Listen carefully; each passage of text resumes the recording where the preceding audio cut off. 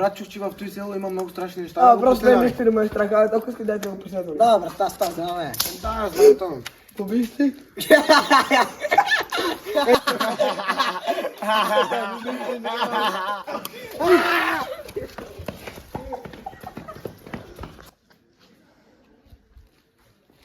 Малка Котанио, много ме е страх, чула съм колко ми тебе за той село. Ти пък Майко, с какво се строга ти, аз съм за... Плаши ме, бе! Караме ангели си, бе! И какво прави тая да пим нещо? Ами, Айде. И как върви живота?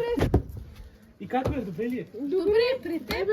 Добре. Знаете ли, че чух, трима приятели са се разхождали и един е бил от тях отвлечен. Да, и ние и такова нещо чухме. Не знам, малко се оплаших. И аз. Опа, майка ми звъни. Ало? Да, мамо, идвам. Аз се прибирам. И точно сега ли намери? Ами търсят ме. Добре. Добре, и аз Ако искаш да те изпратим. Да, може. Добре, айде.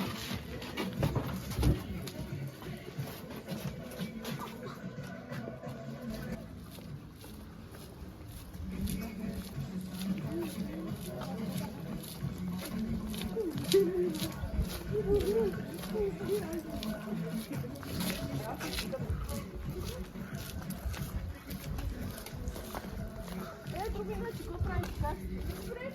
Защо няма толкова?